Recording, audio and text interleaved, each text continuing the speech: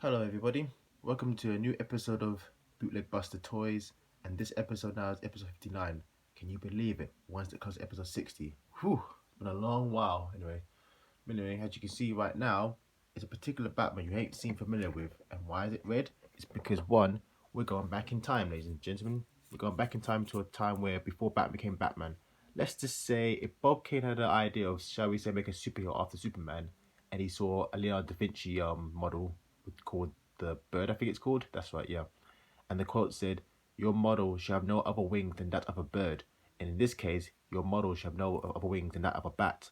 So Bob Kane decided to make a superhero called the Batman with a hyphen. That's right. Originally, Bat was to be red, not black and grey, but somehow, thanks to Bill Finger's helpfulness, he became the grey suit Bat we all know and love today. And right now, I'm just going to tell you the details of how I made this figure. I bought this in vintage. That's right, I bought this in vintage for £2. It took a long while to get it. Well, maybe a couple of weeks, but it's not a big deal. Because when it comes to vintage, it's not like eBay will immediately send it to you or whatever, but somehow it's a good delivery. It's alright. Mind you, it's a bit kind of annoying, that app, but because you sell a lot of stuff, or you're trying to sell a lot of stuff, but they don't sell it to you immediately. I saw at least four stuff there. Two of them are figures, and one was a few clothes, I think. Yeah, mostly clothes. By the way, there's a 12-inch, if I can recall. It's from the not recent, but sort of like latest animated show called the Justice League. After BVS came out, they were doing new animated shows based on the actual Zack Snyder movement. It didn't last long, but what can you do when it comes to DC Comics and animation? But anyway, this was like an alternative suit. It wasn't the grey suit I thought I was going to buy, but it was sort of different. I was supposed to buy that one, but unfortunately someone sold it in vintage, so I had to get an alternative one. As you can see, I left the ears on, as you can see right here. And mind you, because I didn't want to bother cut off or destroy the figure itself, so I decided to put milliput, which is this thing right here, on for the hairpiece. I wish I could have painted underneath the thing, because obviously it makes it more realistic and less kind of foolish, or like he's wearing a wig or a metal wig. But that's the whole point, because like I said, this is based on the early designs of Batman, which I'll show you later. This was painted with a Montana spray can with the red side, and painted again with red acrylic paint. And yeah, and all these details were done by Frost Posca marker, and also the rust in it too.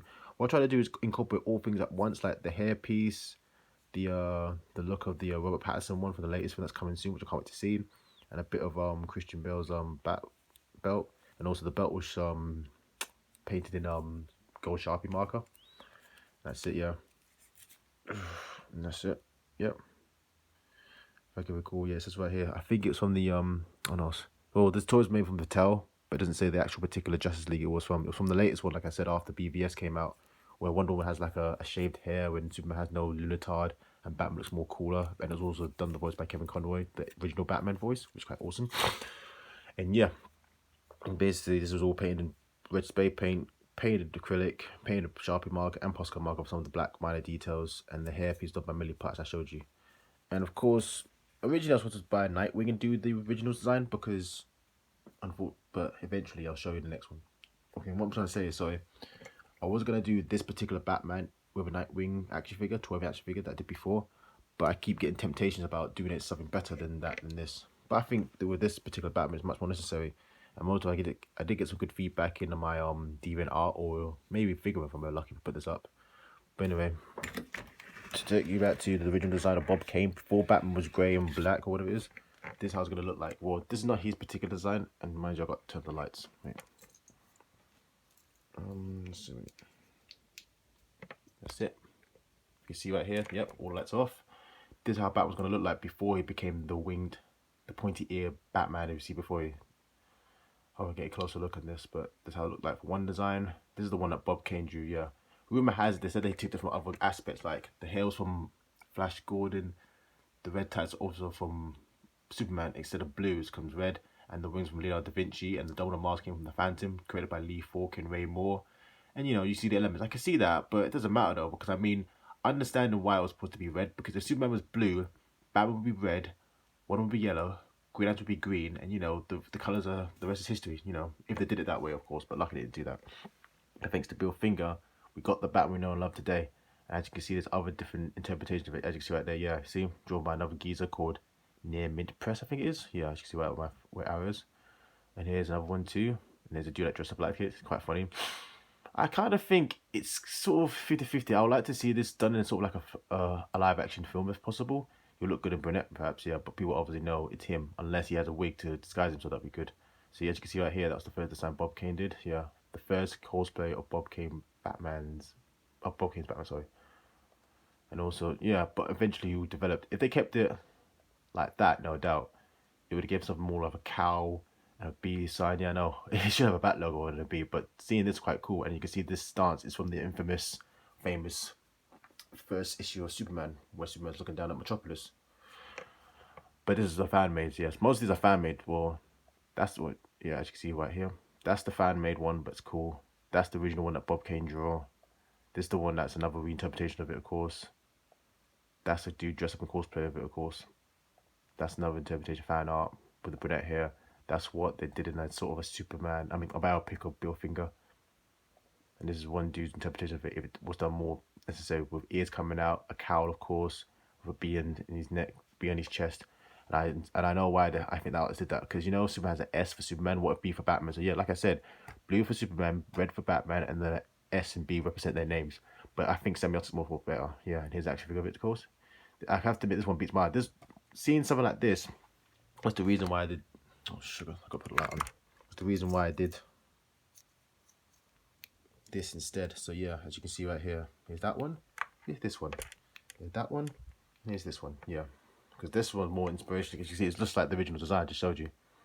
And also here's its package. It looks awesome without Bill Finger. I know, because I don't think it'll be that successful. It looked good, but it's not successful than the one that we know like today. And also Bat Digital did one too with Val Kilmer, which is quite a good idea. And mind you, Val Kilmer was Bob Kane's favorite Batman. And it looks true, and it's true because he has a blonde hair like his original design, and it was good enough to be like the original design. So yeah, it makes sense, because he had another actor in mind to be Batman, if I recall. Here it is. Hell yeah, 80s forever, because 80s of Batman. So you can see, yeah, you see, without Bill Finger, we wouldn't have this particular Batman as we see today. So yeah, I guess go to Bill Finger for giving this Batman we know today. Even though the red one looks kind of retro and cool, and it'll be good for the Adam West series, no doubt. I mean, it'll be more light-hearted, but you get what it's given to you. But I prefer that one you see before you much better. But this is much more callable. What if there's a multiverse of Batmans? Like Batman sees this one, or Batman sees Ace as a walking, talking dog. There was a Batgirl or Batwoman and so forth. You know, see, the possibilities are endless. Anyway, this is my so-called redesign the original Batman with a bit of an update, of course. He's got the blonde hair. His hair's got a bit of a earpiece, of course, to make him undisguisable. Sorry, make him disguisable. Sorry. Red with a bit more kind of modern days tech on it. Also the belt with the boots on, of course, because it's always black, but had a bit of a dark grey to it. And also I should do articulation, but I'm afraid of touching my figures because I'm afraid I'm going to destroy them. Articulation neck. There's articulation in the arms, of course. And I could somehow, when it comes to painting, make sure you actually know where the paint's going to go and where the paint's going to crack, so it won't be destroyed. Yeah, it's very hard to do, so I've got a tripod hand, yeah. So that's 3. See, even bending the arms are kind of scared because I'm afraid I'm going to snap it or something like that. So I've got a tripod in my hand and my left hand's free, but I still can't do it.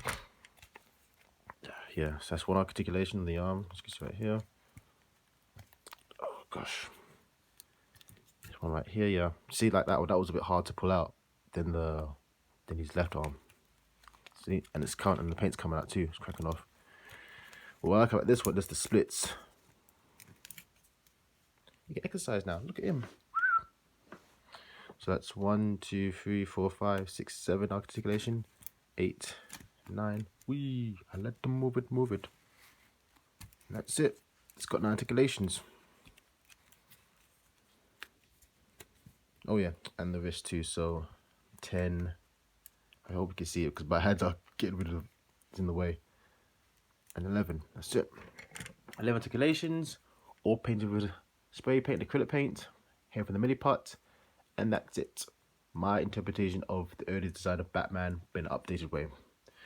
Hope you like what you see, and make sure you press that subscribe button to check out our channel to see more stuff like this, and enjoy. Goodbye.